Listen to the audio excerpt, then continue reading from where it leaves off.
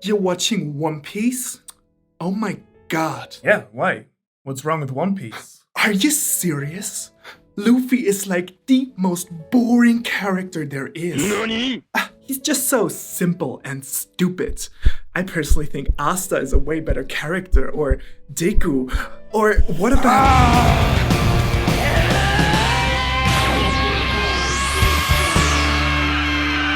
Hello there, boys and girls. Today I have a special video for you. And no, it's not because we just hit 100,000 on the channel. What? There will be another video for that occasion. No, today we're gonna once and for all show all of these other Naruto boys, all these Deku nerds, and all those Asta weeps why Luffy is objectively the best shonen hero there is.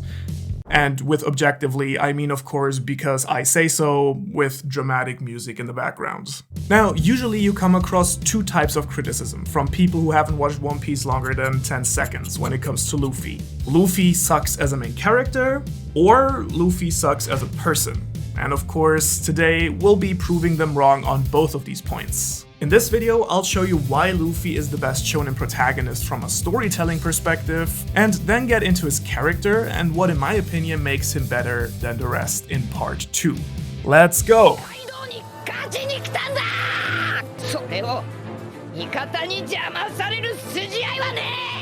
Okay, so first of all, let's start by looking at the premise of One Piece. According to John Truby, the premise of a story is the entire story boiled down to one single sentence. It should contain some sort of starting point, some sense of the main character, and some sense of the ending. So all we pretty much have to do is boil down roughly 1,000 chapters of story into one sentence. I'm gonna spare you the 30 minutes that I try to phrase this correctly. You're welcome. So the premise of One Piece, I would say, is this. A strong-willed and pure young man sets out to find a crew and become the king of the pirates in order to find freedom in a world that is ruled by injustice and violence. Yeah, I think that works. Now, on the most fundamental level, the premise is the most important part of the story. What you write about is way more impactful than how you write it. And what makes a good premise good is not only an interesting setting and idea, but especially a main character that goes hand in hand with the plot. And this is what Eiichiro Oda did with One Piece. Luffy makes the story better, and the story makes Luffy better. They organically enhance each other. Let me explain. As any good story, One Piece has an underlying message that the author wants to convey. Now, One Piece, as you know, has many leading themes, like friendship, love, justice, adventure, dreams. It's a long list that I've discussed in more detail in my iconic scene analysis series. But what is the main, the big, the overarching theme of One Piece?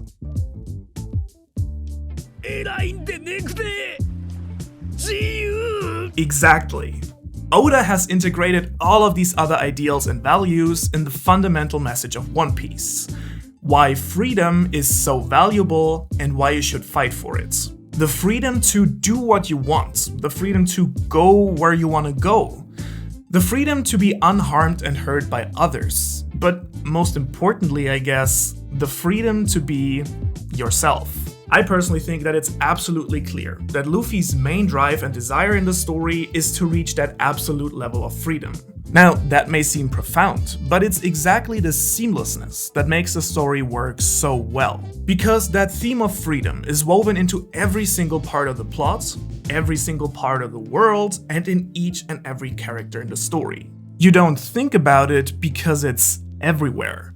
The entire story is taking place under this premise, and we're basically like fish in the water. Compare this to Naruto, whatever. For the longest time, the story makes us believe that this is a story about how kindness and courage will lead you to friendship, love, and acknowledgement. But suddenly, Naruto is the child of prophecy, which basically completely undermines this basic message. Which is exactly why I think people were so incredibly unhappy with its ending. And while Naruto was clearly the strongest ninja in the end, was he really the one that best represented the theme of the story? With Luffy, Oda chose the most interesting and relevant character when it comes to exploring freedom. Luffy is the story, literally.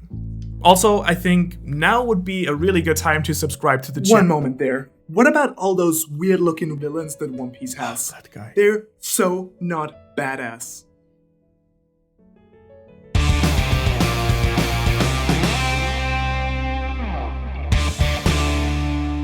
But not only Luffy embodies this central moral argument, all of the villains and antagonists that he faces along the way, as diverse as they might look and as different their ambitions might be, all of them, without any exception I can think of, stand opposed to the ideal of freedom in some way or form. Villains like Crocodile and Doflamingo, who control and manipulate entire countries.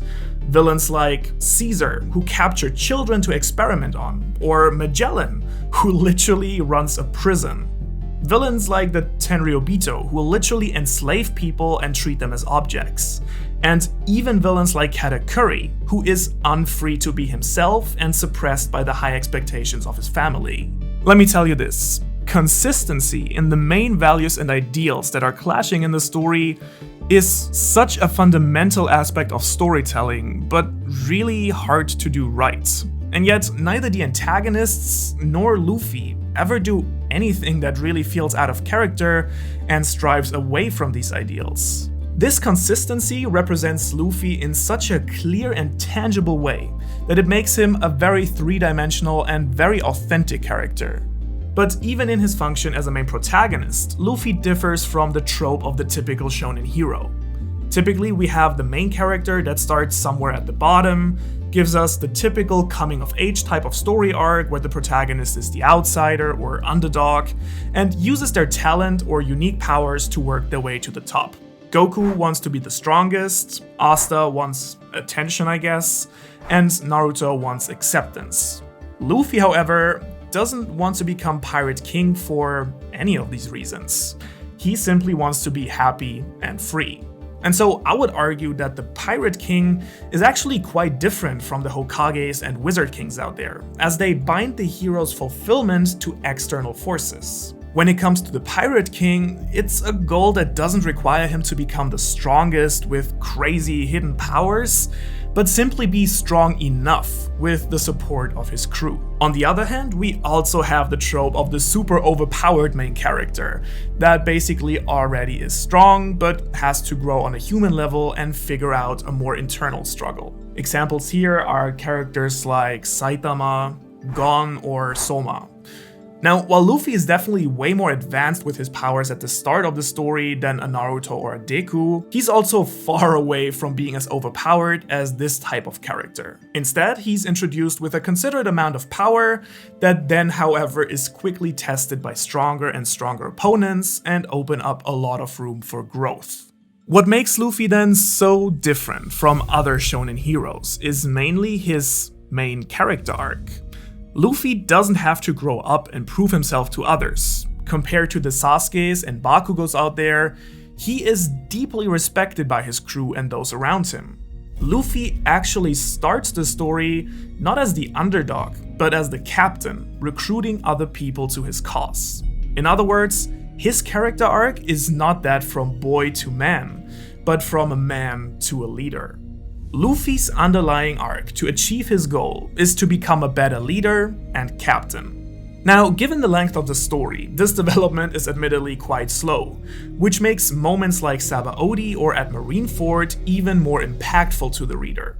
Losing his brother, Luffy doesn't suddenly unlock his Dark Gear 6 Devil Awakening, but breaks down in shock and trauma, as a real person would. Now, don't get me wrong, I don't think either approach is better or worse than the other. What matters is that this unique arc is completely aligned with the premise of the story. That's why it works so much smoother than many other popular shows, I think. I would say that simply from a story structure, the setup and premise for his character puts him way over other shonen heroes. I mean, look at this.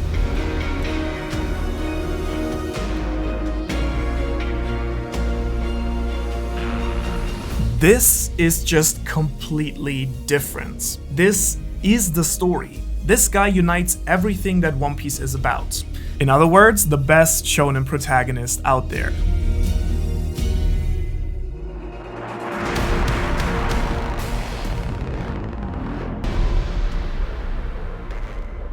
Okay, you know what? You may be right from a storytelling perspective, but Luffy is just so dumb and naive.